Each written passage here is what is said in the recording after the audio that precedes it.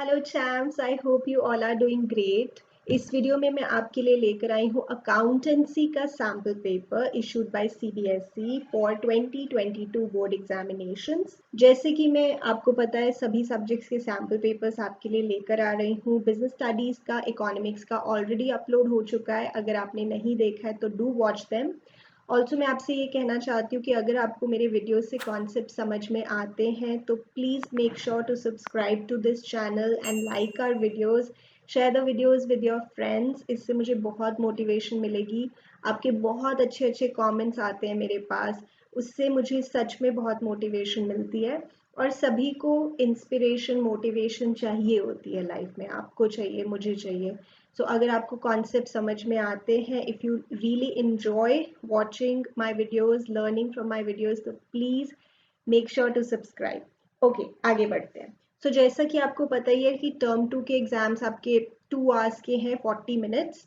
So 4 questions are of 2 marks, 4 questions are of 3 marks and 4 questions are of 5 marks। ठीक है, तो आपको एक अच्छा आइडिया मिलेगा एंड पूरा सैम्पल पेपर मैं आपके साथ यहाँ पे सॉल्व करने वाली हूँ।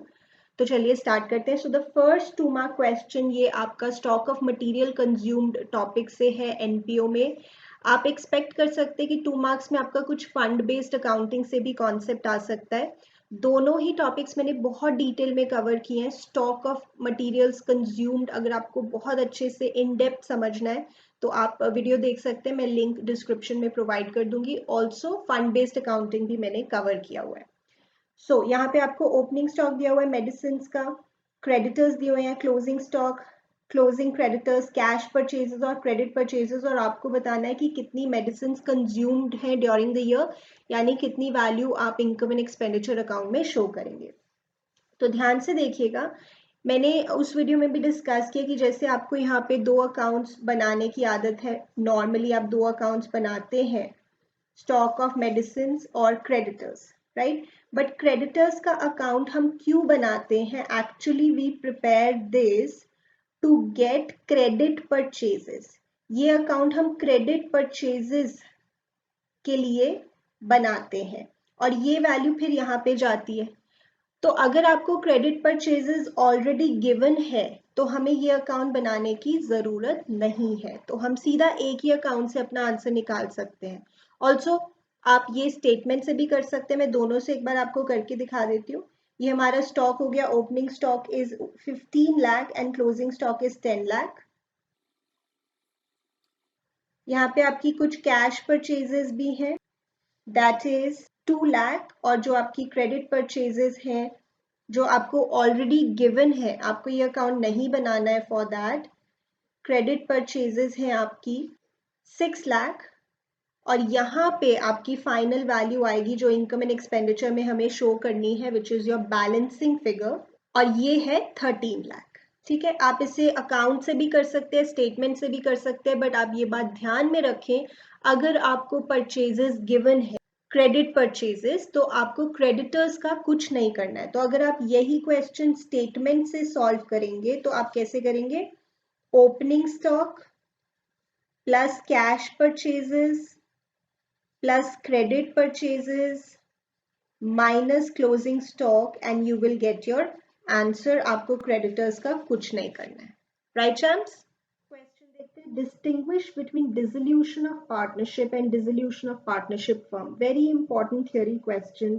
डिसोल्यूशन ऑफ पार्टनरशिप का मतलब है कि जो बिजनेस रिलेशनशिप है वो चेंज हो रहा है बट फर्म कंटिन्यू कर रही है, और डिसोल्यूशन ऑफ पार्टनरशिप फर्म मतलब बिजनेस ही खत्म हो रहा है, the firm is coming to an end. वैसे आपके सिलेबस में जो चैप्टर है हम कौन सा पढ़ते हैं? Dissolution of partnership firm.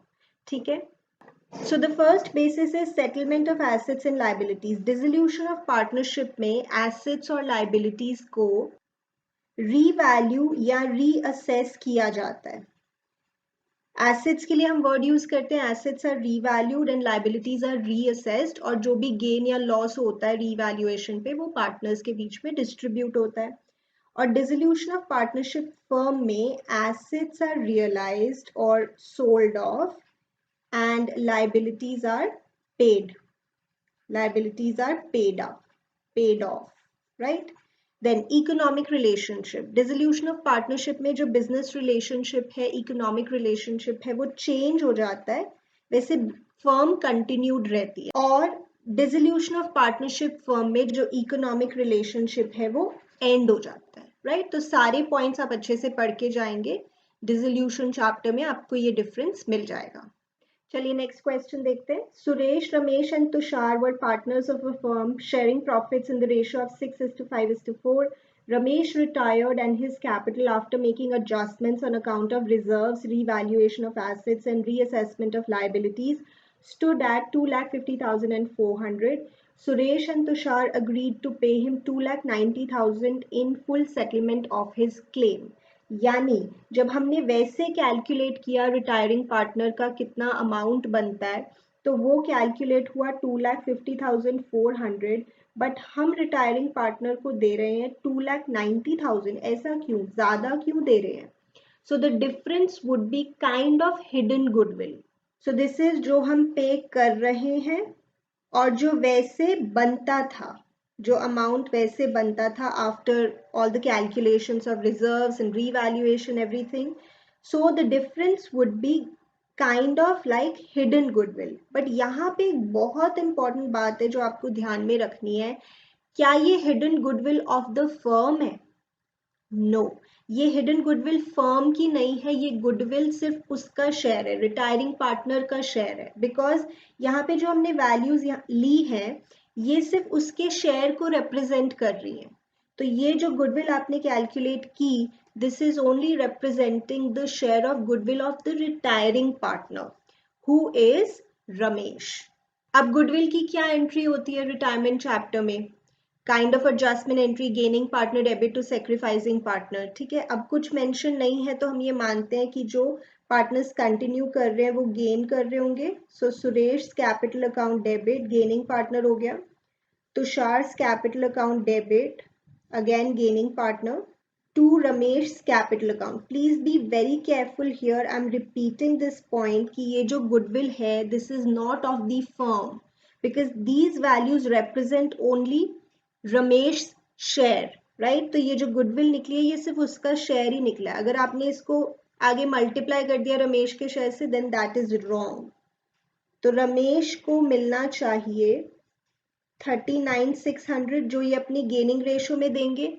अब अगर कुछ भी मेंशन नहीं है, मतलब न्यू रेशो नहीं दी हुई, तो इनकी mutual ratio would be the gaining ratio, यानी 6:4. So this will be 23,760 and this will be 15,840. Right champs? समझ में आया आपको? चलिए अब नेक्स्ट क्वेश्चन देखते हैं। This is for 3 marks. Subscription की कैलकुलेशन से रिलेटेड क्वेश्चन है। इस तरह के क्वेश्चंस भी हम काफ़ी प्रैक्टिस करते हैं बिकॉज ये इंपॉर्टेंट होते हैं, and this particularly is a nice question. तो देखते हैं एक बार। From the following information given by Modern Dance Academy, calculate the amount of subscription received during the year 2021.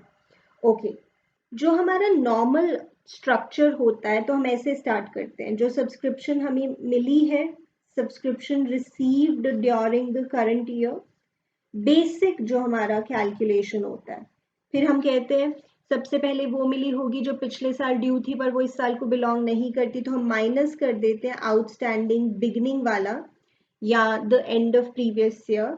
इस साल वाला आउटस्टैंडिंग हम प्लस कर देते हैं।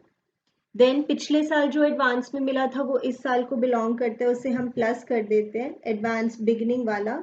और इस साल जो एडवांस में मिला है वो बिलोंग अगले साल को करता है, तो उसे हम सब्ट्रैक्ट कर देते हैं, राइट। और इससे हमें मिलता है the amount of subscription to be credited to income and expenditure account, जो इस ईयर को बिलोंग करता है, राइट। इस तरह से हम बेसिक करते हैं, subscription to be credited to income and expenditure account, जो इस ईयर को बिलोंग करता है।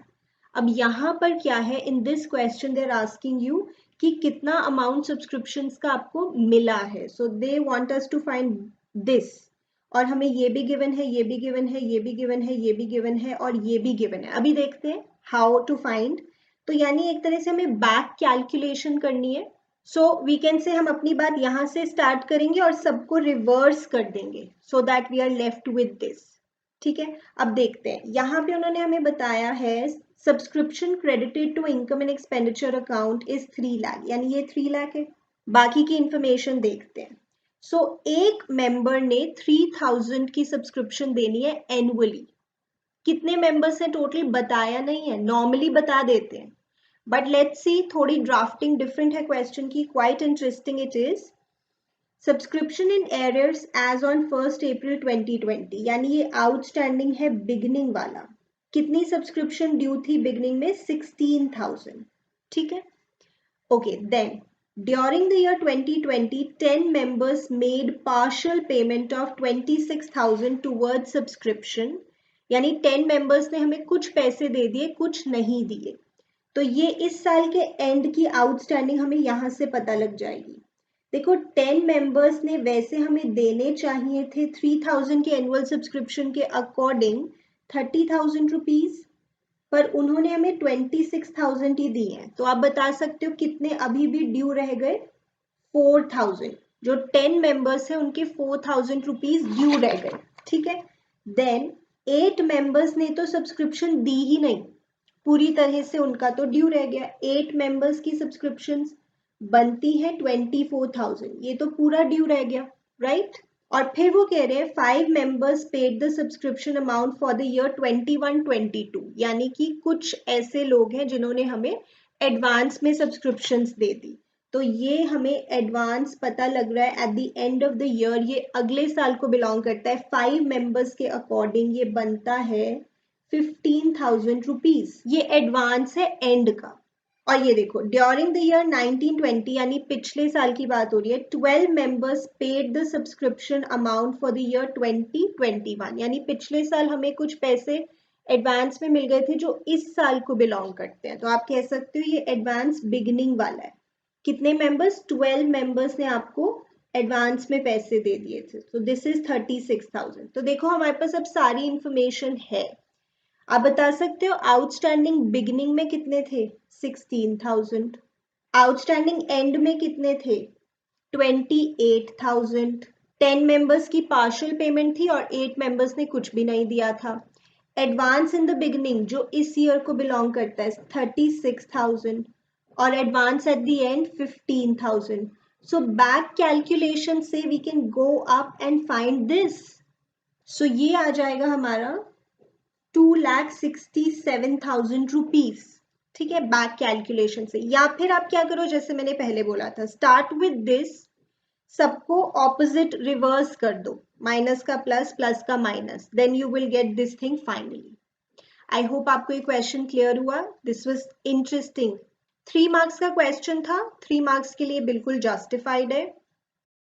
देखते हैं। सो नाउ ऑप्शन में एक फंड बेस्ड अकाउंटिंग से रिलेटेड एक क्वेश्चन है। So NPO is an important chapter, इसमें से हर टाइप के क्वेश्चंस आ रहे हैं, 2 marks 3 marks as you just saw, और आगे भी आप देखेंगे। सो फंड बेस्ड अकाउंटिंग को भी मैंने डिटेल में कवर किया एक वीडियो में, आप उसे भी ज़रूर देख लीजिएगा फॉर इन डेप्थ अंडरस्टैंडिंग।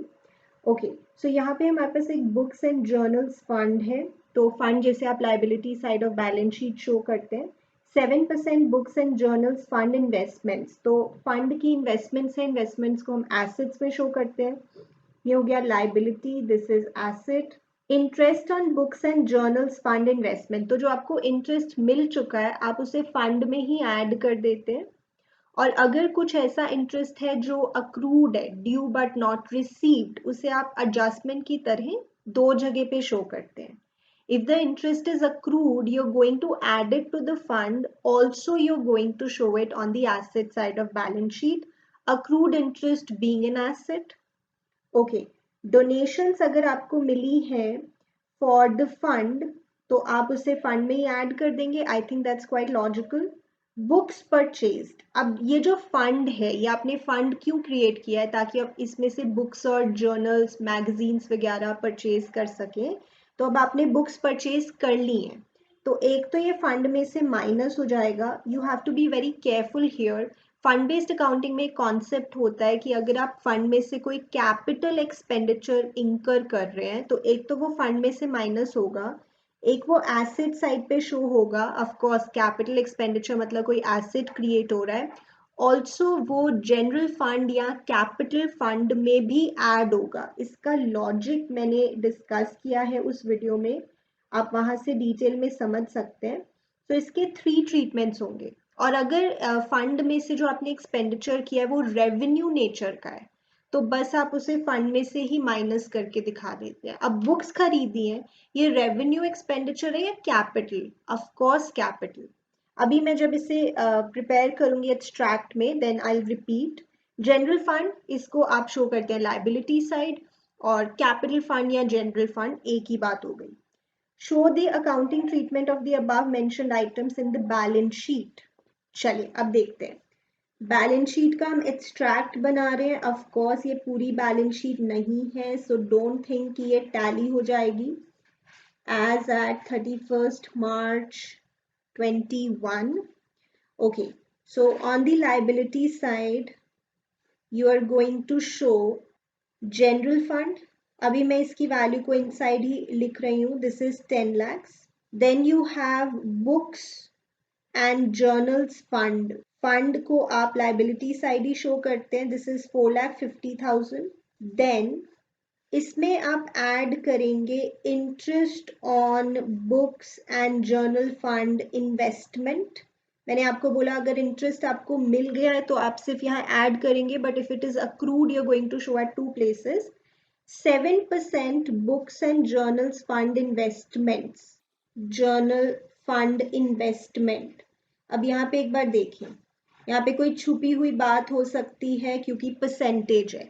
तो 7% ऑफ 4 लाख, क्योंकि इन्वेस्टमेंट बिगिनिंग से है तो 7% के हिसाब से 4 लाख पर बनता है 28,000 का इंटरेस्ट। और हमें कितना इंटरेस्ट मिला है अभी? 13,000, यानी 15,000 का इंटरेस्ट अक्रूड है। And accrued interest as I already told you, you going to show at 2 places. एक तो आप इसे फंड में ऐड करेंगे क्योंकि ये इनकम तो है ही, साथ ही ये एसेट भी है।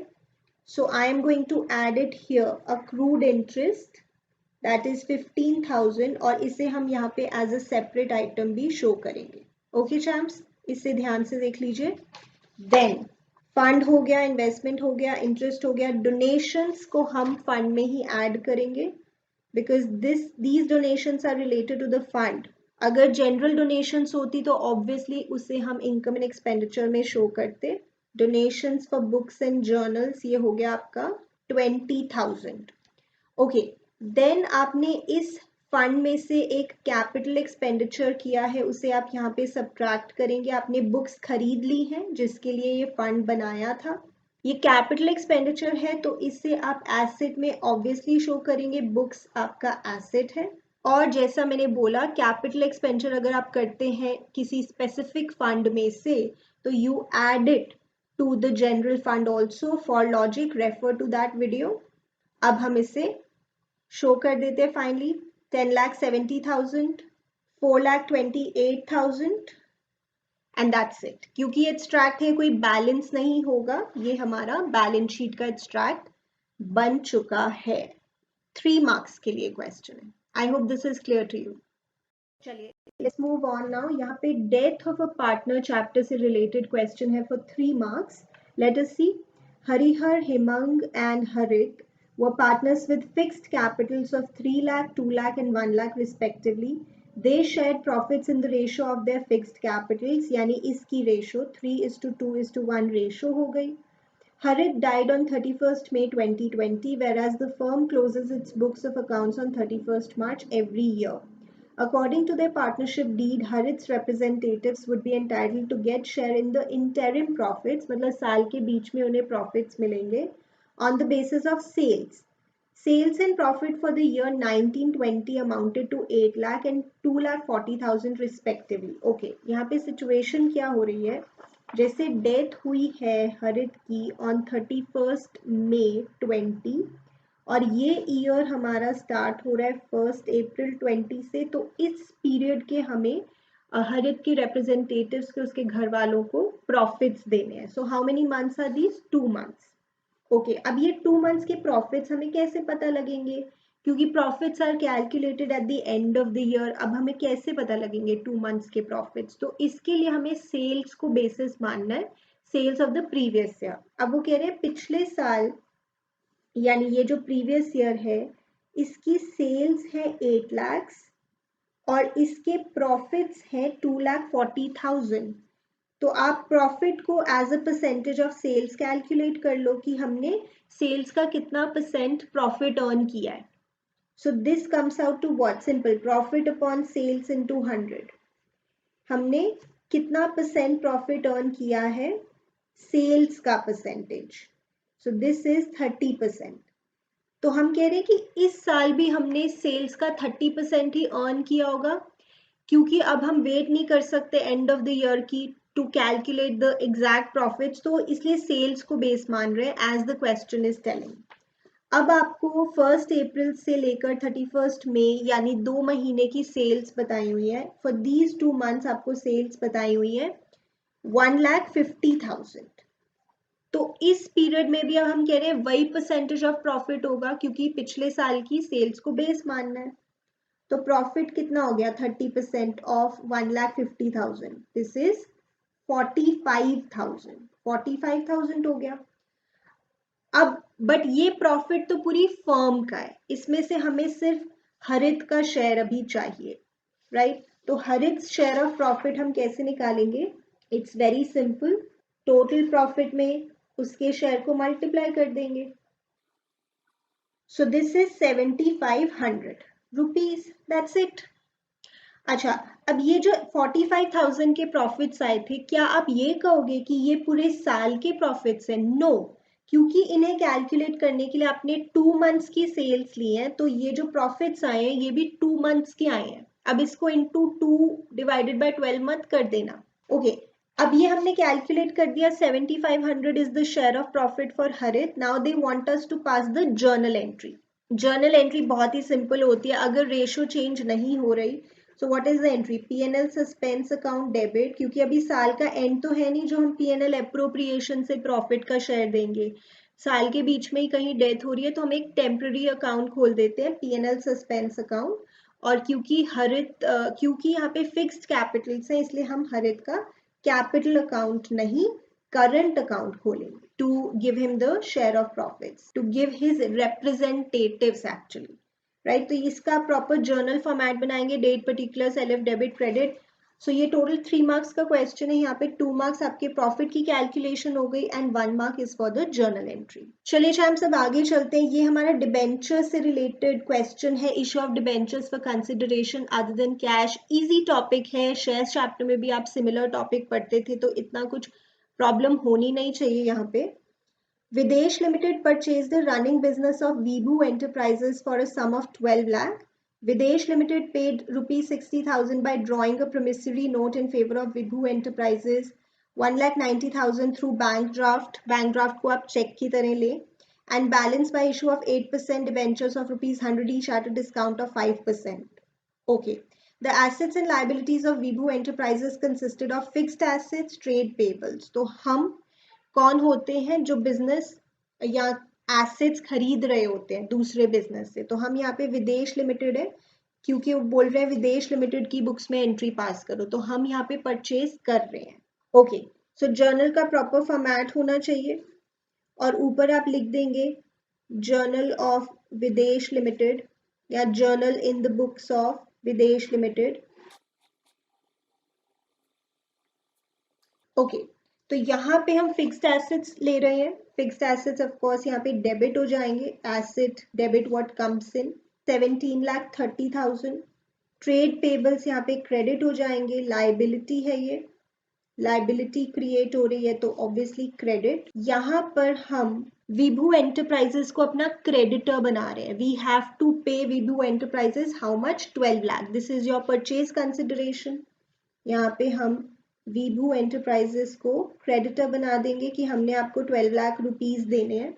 और ये एंट्री अगर टैली नहीं होती, आपको पता है, if there is a balancing figure on debit side it's goodwill, if it's on the credit side it's capital reserve. So यहाँ पे क्रेडिट पे आपकी बैलेंसिंग फिगर आ रही है, that is capital reserve, that will be 2,10,000 ये हो गई आपकी एक एंट्री, ठीक है।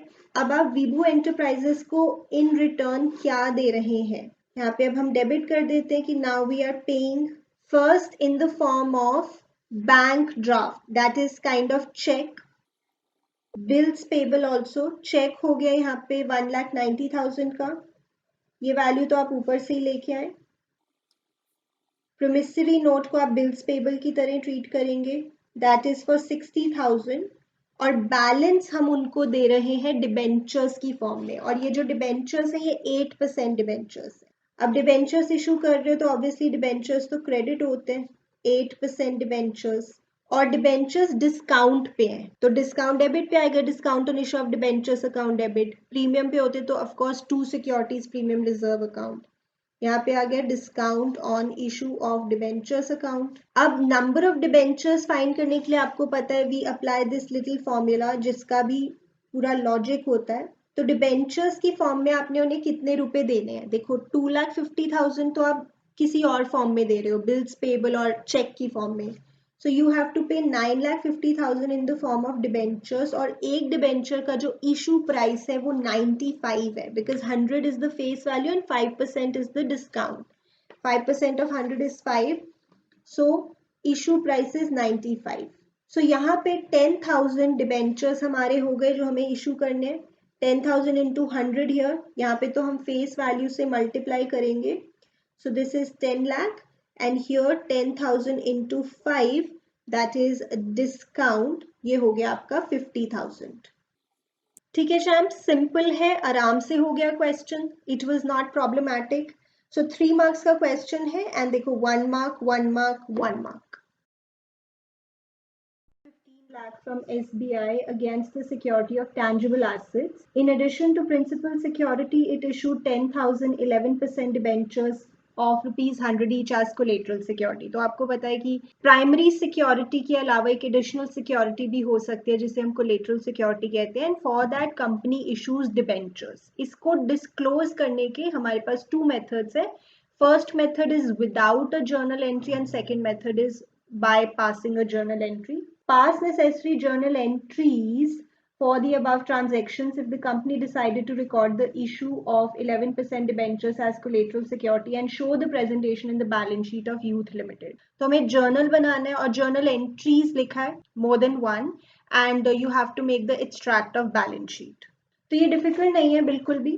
हम यहाँ पे जैसे कौन सी कंपनी है, youth limited, so youth limited का हम बना रहे हैं journal, proper format, date particulars, LF debit credit. तो हमारे पास क्या एंट्री है, एक तो जो हमने लोन लिया है बैंक से, bank account debit to bank loan, bank loan एक लायबिलिटी है तो इसको हमने क्रेडिट करके दिखा दिया। कितने का लोन लिया हमने बैंक से, 15 लाख का, प्रॉपरली इसे डिस्क्लोज कर दिया। देन हमने इशू किए हैं डिबेंचर्स एज कोलेटरल सिक्योरिटी। जब हम इशू कर रहे हैं डिबेंचर्स और बैंक के पास रख रहे हैं, क्या हमारे पास पैसे आ रहे हैं for this, for issuing these debentures, are we getting money? No. मतलब जब हम पब्लिक को इशू करते हैं डिबेंचर्स तो हमारे पास पैसे आते हैं, बट इस केस में नहीं आ रहे, तो हम यहाँ पे ओपन करते हैं एक सॉर्ट ऑफ टेम्पररी अकाउंट जिसे हम कह रहे हैं डिबेंचर सस्पेंस अकाउंट डेबिट। नहीं तो पैसे आ रहे थे तो हम यहाँ पे बैंक अकाउंट लिखते हैं, जैसे bank account debit to debenture application and allotment, like that, but यहाँ पे पैसे नहीं आ रहे। और डिबेंचर्स आपकी एक लॉन्ग टर्म लायबिलिटी है तो उसे क्रेडिट करेंगे, तो यहाँ पे हमारे डिबेंचर्स है 11% डिबेंचर्स। ठीक है, ये हो गया। कितने डिबेंचर्स है हमारे पास, 10,000 of 100 each, so this becomes 10 lakh. ये हमारी जर्नल एंट्रीज हो गई। ठीक है, अब हमें बैलेंस शीट का एक्सट्रैक्ट भी बनाना है, so let us make balance sheet as at, कोई डेट नहीं दी हुई तो we'll just leave it like this. ये हमारा एक्सट्रैक्ट है बैलेंस शीट का, और ऑफ कोर्स नोट्स भी बनाने हैं, that is main. So we have particulars, note number और amount. So equity and liabilities में equity and liabilities, this is the main heading. Non current liabilities में यहाँ पे सिर्फ हम शो करेंगे लोन जो हमने लिया है, यहाँ पे हम डिबेंचर्स की वैल्यू नहीं शो करते। I hope you know how to disclose collateral security. So non current liabilities में हम शो करेंगे लॉन्ग टर्म बोरोइंग्स, आपको बैलेंस शीट का फॉर्मेट पता होगा। We are going to show here the amount of loan, I am repeating, not the value of debentures. फिर जब हम नोट्स बनाएंगे, नोट्स टू अकाउंट्स, सो हम यहाँ पे लिख रहे हैं कि हमारा फर्स्ट नोट है, this note is for long term borrowings. यहाँ पर भी हम लोन का अमाउंट ही आउटसाइड दिखाएंगे, ऑब्वियसली यहीं से अमाउंट यहाँ पे गया है। So secured loan from State Bank of India, तो ये हमारा लोन है 15 लाख का। फिर हम यहाँ पे डिबेंचर्स की डिस्क्लोजर कर रहे हैं डिबेंचर्स के लिए, but that is only disclosure, उसकी वैल्यू हम यहाँ पे यूज करके नहीं लेके जा रहे ऊपर। सो 10,000, 11% डिबेंचर्स ऑफ ₹100 ईच, ये हो गया 10 लाख, लेस डिबेंचर सस्पेंस, क्योंकि डिबेंचर सस्पेंस एक टेम्पररी अकाउंट था, अब वो खत्म है, यहाँ पे कुछ नहीं है, ये 15 लाख है, इसी को हमने बैलेंस शीट में लेके गए हैं। So debenture is only for disclosure, we are not using its value inside the balance sheet, but yes we have shown the journal entry. now journal entry में देखो डिबेंचर सस्पेंस भी हमने यहाँ पे यूज कर लिया, इसको माइनस करके दिखा दिया, और डिबेंचर्स भी यूज कर लिए, बट फाइनल अमाउंट इसका नील आ रहा है, राइट? सो रिवाइज करके जाएं फर्स्ट मेथड भी, that is also very simple. Okay, champs, so the next question is related to dissolution journal entries. Madhav, Madhusudan and Mukund were partners in Jagannath Associates. They decided to dissolve the firm, pass necessary journal entries for the following transactions after various assets and third-party liabilities have been transferred to realization account. यानी वो ये कहते हैं most of the questions में कि जैसे हम assets को पहले कंट्रोल में ले लेते हैं, we write all the assets here and we write all the liabilities here, ये हो चुका है, इसके बाद की एंट्रीज हमें पास करनी है, right? So the first point is old machine fully written off was sold for 42,000 while a payment of 6,000 is made to bank for the bill discounted being dishonored. तो यहाँ पे आप इसको टू पार्ट्स में divide कर दीजिए. So old machinery written off was sold, देखिए machinery यहाँ पे आई होगी, चाहे रिटन ऑफ है, मतलब चाहे वो अनरिकॉर्डेड एसेट हो, रिटन ऑफ हो, रिकॉर्डेड हो, जो भी है, यहाँ पे एसेट आया होगा और जब हमने उसको सेल किया होगा, so we will write here, जैसे ऐसे ही करते हैं आप चैप्टर में, तो आप इसकी जर्नल एंट्री क्या बनाएंगे, इस हिसाब से पैसे आ रहे हैं bank account debit to realisation account. Please remember यहाँ पे आपने कोई मशीनरी नहीं लिखना है, क्योंकि डिसोल्यूशन चैप्टर में पहले सारे एसेट्स या लाइबिलिटीज कंट्रोल में ले ली जाती हैं, फिर आप उनको या तो सेल करते हैं या पे ऑफ करते हैं. इसका पूरा डिटेल्ड कॉन्सेप्ट मैंने डिस्कस किया हुआ है, डिसोल्यूशन के फुल फ्लेजेड वीडियोस आपको मिल जाएंगे हमारे चैनल पे, प्लेलिस्ट में जाइए, there you will find the videos. Also I provide the link in the description, A to Z मैंने पूरा चैप्टर वहां पे कवर किया है. ओके, देन इसी में है a payment of 6,000 is made to bank for a bill discounted being dishonored. तो लॉजिक क्या है कि जैसे मेरे पास एक बिल रिसीवेबल है, मैंने उसे बैंक के पास जाके डिस्काउंट करवा लिया है, अब ड्यू डेट पर बैंक ड्रॉई के पास जाएगा पैसे लेने, क्योंकि ड्रॉई के सिग्नेचर है, बट अगर ड्रॉई पैसे ना दे तो बैंक मेरे पास आएगा and I will go to the drawee. तो यहाँ पे वो बोल रहे हैं कि बिल डिसऑनर हो गया है और ये आपने डिस्काउंट करवाया हुआ था, तो बैंक को अब आपको पेमेंट करनी पड़ रही है, वी हैव टू पे टू द बैंक, राइट?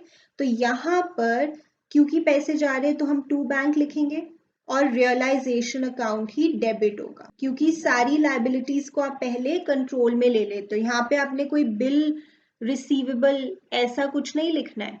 सो ये आपने एसेट सेल किया 42,000 का और ये आपने पेमेंट की है बैंक को 6,000 की.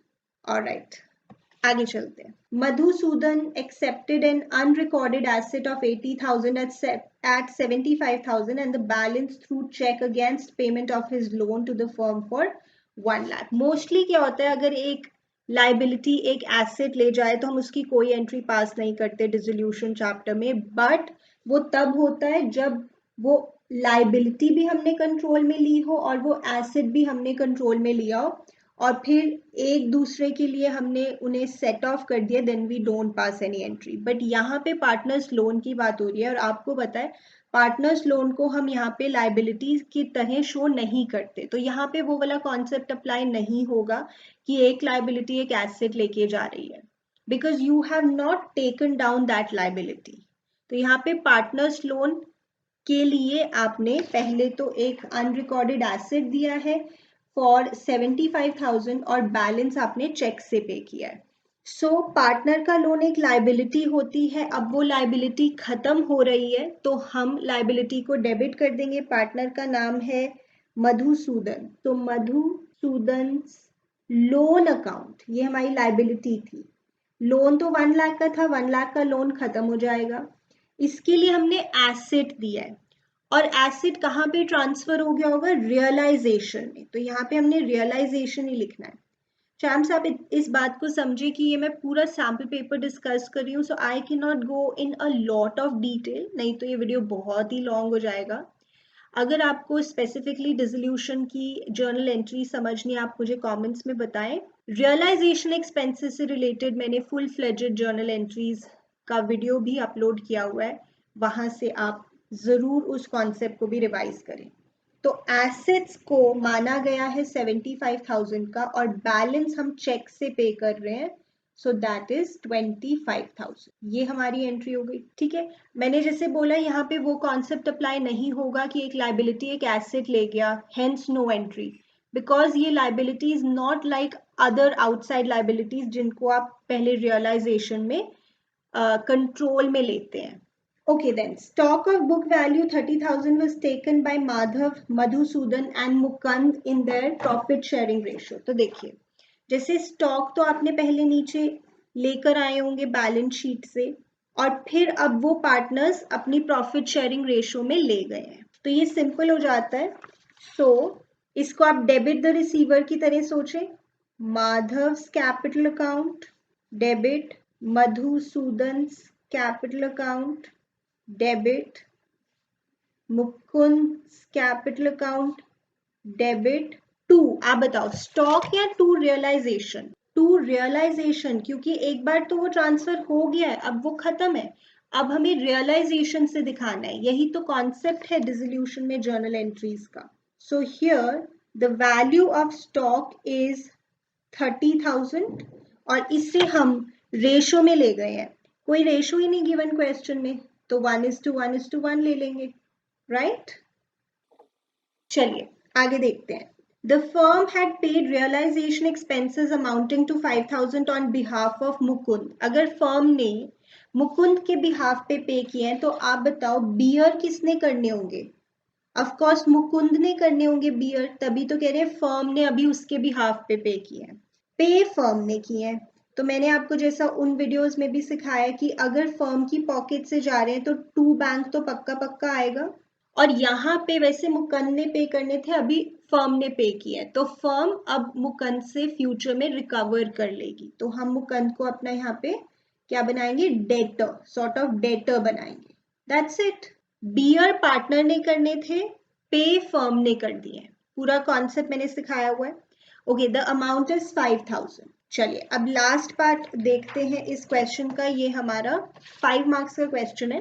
There was a vehicle loan of 2 lakh which was paid by surrender of asset to the bank at an agreed value of 1,40,000 and the shortfall was met from firm's bank account. अब ये simple है, एक कोई loan था vehicle के लिए, उसके लिए हमने एसेट दे दिया है, तो ये तो हमारा वही वाला कॉन्सेप्ट हो गया, एक लाइबिलिटी एक एसेट ले गई है, hence no entry. But if for some amount you are paying money, तो उसकी एंट्री तो करनी पड़ेगी। अब व्हीकल लोन 2 लाख का था और उसके लिए हमने एसेट दिया है 1,40,000 का, and balance we are paying by the bank account, तो 60,000 हमें मतलब फर्म को अपनी पॉकेट से देने पड़ रहे हैं, और ये फर्म का खर्चा है, तो फर्म के जैसे खर्चे होते हैं जो उसी को देखने हैं, तो रियलाइजेशन अकाउंट डेबिट होगा, जैसे बाकी खर्चे सारे रियलाइजेशन के डेबिट पे आते हैं, राइट? सो बिल्कुल लॉजिकल है, अच्छे से करेंगे कोई प्रॉब्लम नहीं आएगी आपको। चलिए नेक्स्ट क्वेश्चन देखते हैं। सो 5 मार्क्स में ऑप्शन में हमारे ये रिटायरमेंट का क्वेश्चन है, जिसमें हमें रीवैल्यूएशन अकाउंट बनाना है, कैपिटल अकाउंट बनाना है। ओके, सो अगर हम देखें मतलब टाइम कंज्यूमिंग कौन सा, जर्नल एंट्रीज में बहुत कम टाइम लगेगा compare to doing this question, right? So अगर आपका होल जर्नल एंट्रीज पे अच्छा है तो you would rather prefer that question, but अभी तो हम सभी प्रैक्टिस करेंगे. So here is the balance sheet. Guinea, Binny, Mini partners हैं. Ratio is 5:2:2. Guinea retired from the firm. All the partners agreed to revalue the assets and liabilities. Bad debts हैं 5,000 के. Provision हमें चाहिए 10% on debtors. Partners have decided to write off existing goodwill. वो हम वैसे भी करते हैं अगर वो ना भी बताते. Goodwill of the firm was valued at 54,000. आपको पता है रिटायरमेंट चैप्टर में जो भी goodwill outside the balance sheet दी होती है उसकी हम sort of adjustment entry pass करते हैं. Gaining partners capital account debit to sacrificing partners capital account, और ये आपको न्यू रेशो भी दी हुई है. तो हमें गेन और सेक्रीफाइस फाइंड करना होगा new ratio minus old ratio करके. The assets and liabilities are valued at this. Liability है in terms of claim for workman compensation. There was an unrecorded investment in shares of 25,000. It was decided to pay off Guinea by giving her unrecorded investment in full settlement of her part payment of 28,000. तो आपको पता है जब भी कोई नया asset आ जाता है अचानक से या नई लाइबिलिटी अराइज हो जाती है जो पहले अनरिकॉर्डेड थी, तो इसे हम रिवैल्यूएशन में शो करते हैं. तो यहाँ पे एक अनरिकॉर्डेड एसेट है हमारे पास. वैसे हमने जब इन्वेस्टमेंट की थी वो 25,000 की थी शेयर्स में, which is an asset. But अब हम उस इन्वेस्टमेंट को 28,000 रुपीज के लिए यूज कर रहे हैं. We are giving these investments to someone to whom we had to pay 28,000 rupees. तो आपको क्या लगता है इन द रियल सेंस यहाँ पे एसेट की वर्थ या वैल्यू क्या होनी चाहिए, 25,000 या 28,000? I think it's easy to understand कि हम उसको उस एसेट को यूज कर रहे हैं टू पे समवन 28,000 रुपीज. तो इन एसेट की जो वैल्यू है वो हमें 28,000 लेनी चाहिए. This is an important point. यानी जब आप रिवैल्यूएशन में शो करोगे अच्छी बात कि एक एसेट बन के आया है तो उसकी वैल्यू आप 28,000 शो करोगे. Be careful there. Okay, now अब हम रिवैल्यूएशन अकाउंट बनाना स्टार्ट करते हैं. इतनी बार आप रिवैल्यूएशन अकाउंट बनाते हैं प्रैक्टिस करते हुए दैट आई डोंट थिंक यहाँ पे कोई प्रॉब्लम होनी चाहिए. ओके, लेट अस सी नाउ. बैड डेट्स है 5,000 के और प्रोविजन है 2,300 का. तो कितने से शॉक लगा? Like I always say in class कि कितने से आपको प्रॉब्लम हुई, that value you are going to show in revaluation. तो 2,700 से हमें शॉक लगा, that is what we are going to show here, 2,700. ठीक है. अब वो कह रहे हैं कि प्रोविजन हमें चाहिए 10% ऑन डेटर्स. तो डेटर्स वैसे 38,000 के हैं बट इसमें से कितने पक्का बैड हो गए हैं? 5,000 के पक्का बैड हो गए हैं. तो अब जो हमें डाउट हो सकता है डेटर्स के ऊपर वो 33,000 पे ही हो सकता है ना डाउट.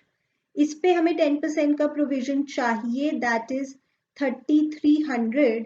और अब आप बता सकते हो प्रोविजन है कितना, ऑलरेडी कितना प्रोविजन है आपके पास? जीरो, बिकॉज दिस 2,300 का provision has been used to cover up this bad debt. तो अभी हमारे पास है तो कोई भी प्रोविजन नहीं और चाहिए 3,300 का. तो 3,300 का प्रोविजन क्रिएट करेंगे, sort of a liability create करेंगे, डेबिट साइड पे हम दिखाएंगे. इससे रिलेटेड भी मैंने एक बहुत डिटेल्ड वीडियो डिस्कस किया हुआ है wherein I have discussed all the possible cases of bad debts, provision for doubtful debts, provision for discount on debtors, everything I've discussed in a video. I will put the link in the description. मैं आपको बार बार क्यों बताती रहती हूँ, because so much knowledge I have given in those videos and I'm really proud of those videos. तो मैं चाहती हूँ कि आप उन्हें देखें और वहाँ से अपने concepts revise करें. So यहाँ पर हम provision create कर रहे हैं, provision for doubtful debts 3,300. ठीक है, आगे देखते हैं. Then inventories की वैल्यू 1,30,000 हो गई है. तो 4,000 से इन्वेंट्रीज की वैल्यू हमें कम करनी है. देन मशीनरी की वैल्यू 82,000 हो गई है. We have to reduce the value by 18,000. Then we have here furniture 1,95,000 का हो गया 1,80,000 से. सो 15,000 से फर्नीचर की वैल्यू बढ़ गई है.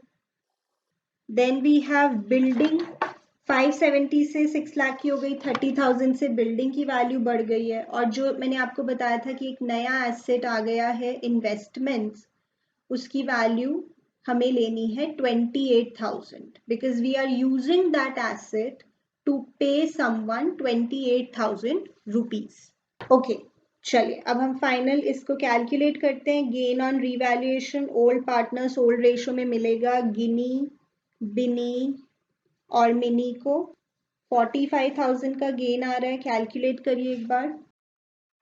सो इसे हम शो करेंगे, डिस्ट्रीब्यूट करेंगे रेशो में 5:2:2. So that is this. ठीक है.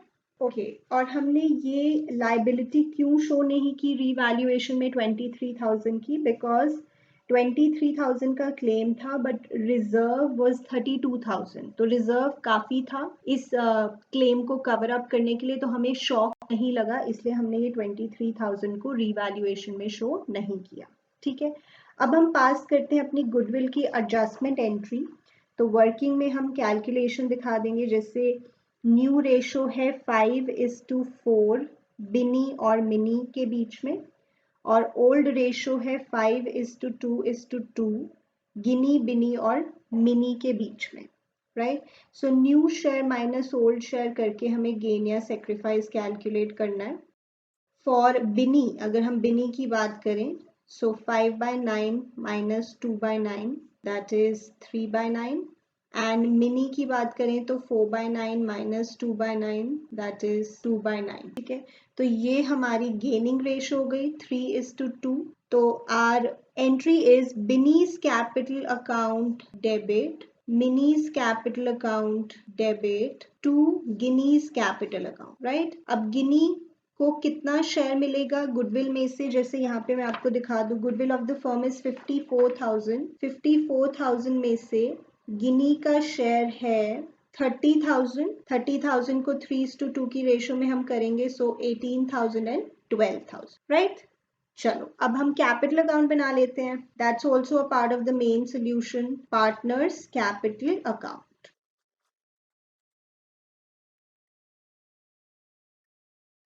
चलिए, so first we'll write the balance BDs. I hope आपके सामने क्वेश्चन है. Balance BD opening capitals 4,60,000, 3 lakh, 2,90,000. जो ओल्ड गुडविल है बुक्स में उसे हमें राइट ऑफ करना है. 63,000 को 5:2:2 में 35,000, 14, 14. देन वर्कमैन कॉम्पनसेशन रिजर्व 32,000 का है, जिसमें से 23,000 तो यूज अप हो जाएगा to cover up the claim. बाकी हमारे पास बचा है 9,000 का reserve that we are going to distribute workmen compensation reserve account.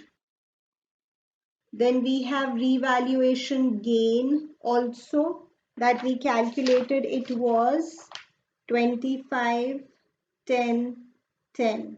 Now this entry we are going to put Binny debit पे है, बिनी के डेबिट पे आ जाओ, अमाउंट लिख दो. मिनी डेबिट पे है, मिनी के डेबिट पे आ जाओ, अमाउंट लिख दो. पर्टिकुलर्स में ऑपोजिट चीज. देन गिनी क्रेडिट पे है, गिनी के क्रेडिट पे आ जाओ, पर्टिकुलर्स में ऑपोजिट, ऑपोजिट में दो चीजें हैं, दोनों लिख दो. So here we have by Binny's capital account, by Minnie's capital account.